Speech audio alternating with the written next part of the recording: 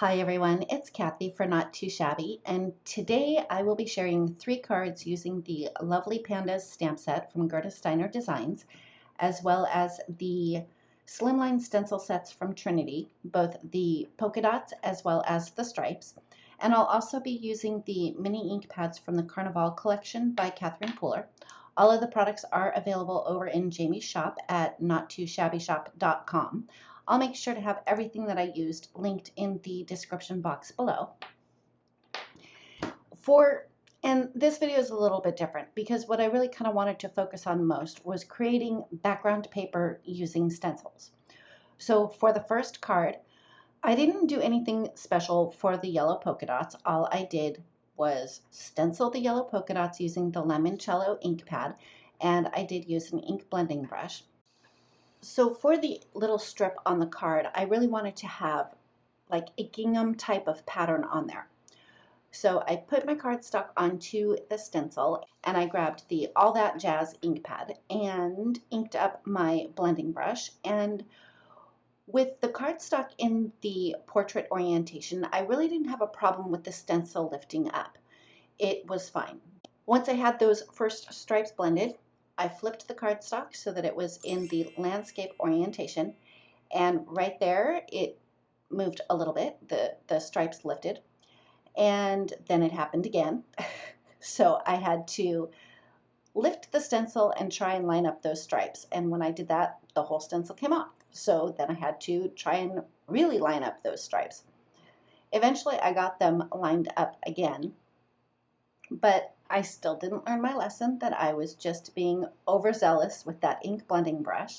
And again, it moved, which is okay. I mean, I was kind of hoping to be able to use this panel for 2 different cards. So for this card, I just cut a strip so I could have that panda leaning over the top of that gingham pattern. Moving on to the second card, I used limoncello, Coral Cabana, and Samba ink pads. I placed my cardstock on the back of that stencil and decided that for this one I wanted to create a plaid background, which is why I'm using the 3 colors of ink. I started with the Coral Cabana, and because I want to do the plaid, I didn't ink blend each and every stripe. I did the first one, skipped 2, and then did the Coral Cabana again. And I also used a much smaller brush, and that definitely helped.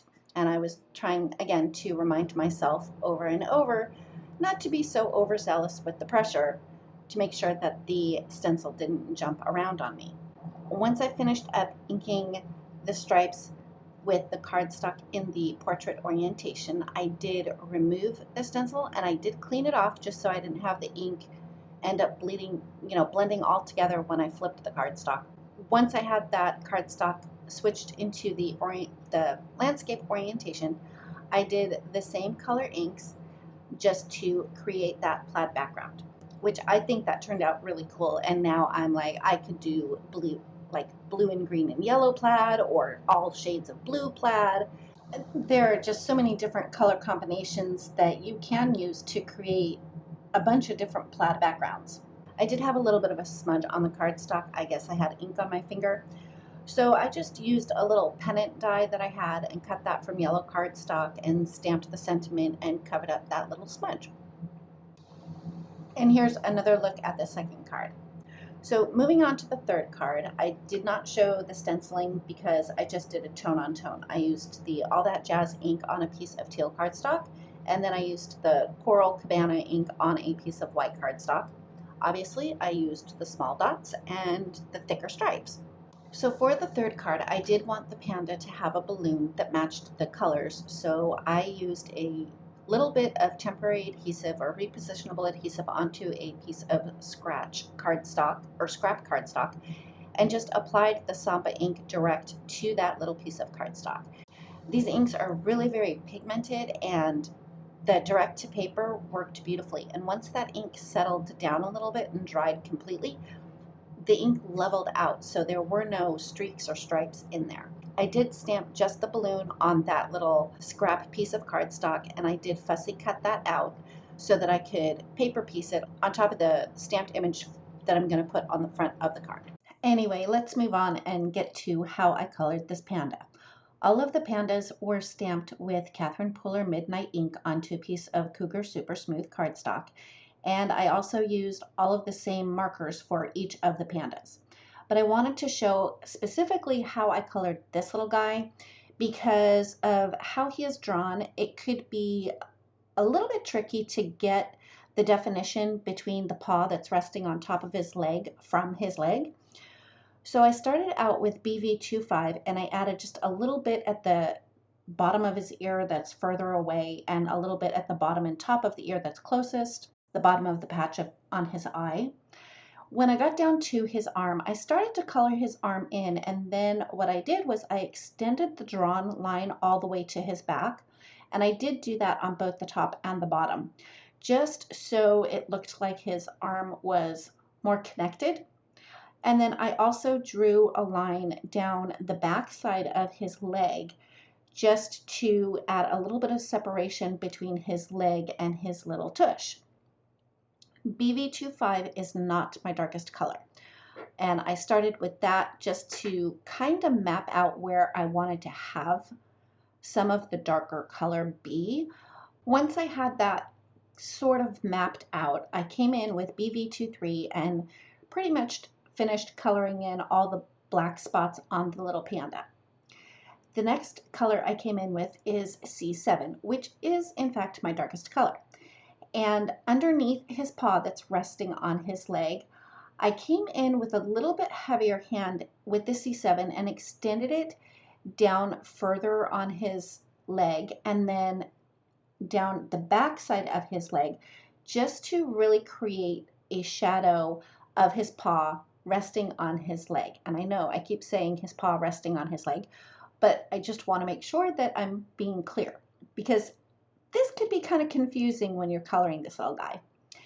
Anyway, for the paw that is resting on his leg, for that whole arm, I've used the C7 very sparingly, mostly at the top along his back and just down the underside. But when I got to the very bottom of that arm, I was very careful not to add too much C7, otherwise I was going to lose that separation between the paw that's resting on his leg and his leg. I came back in with the BV25 and blended it a little bit, and then I came back in with the BV23 and blended a little bit more. And the BV23, the second time I used that, it helped kind of lighten up some of those areas just to accentuate even more the shadow from the paw that's resting on his leg. And then I decided that I had to darken up that line that I drew in for the back of his leg with the C7. So for the inside of his ear, I just used a tiny little bit of R20.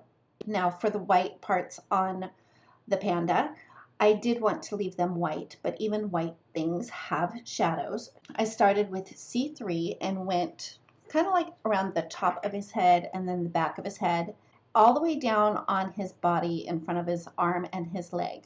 I also did the front of his belly, and then when I got to his neck, like underneath his chin, I wanted to add a little bit more definition so that there would be a very obvious shadow from his chin casting a shadow onto his chest. So I used the C3 and did a little bit like a V shape just to add in that shadow. Then I came in with C1 and I blended that all out. And when I got to that spot underneath his chin, I used the C1 and extended the C3 a little bit further. Then I used my colorless blender just to blend all of that out, just to soften up some of those harsher lines. And there you have it. That is how I colored that little panda. And that's it. That finishes up my third card. Here's a final look at the third card and one more look at all three cards. Thank you so much for joining me today. If you like this video, please give it a thumbs up. If you've not yet subscribed, I'd love it if you would. And don't forget to ring the bell so you're notified every time a new video is posted. Thanks again, and we'll see you next time.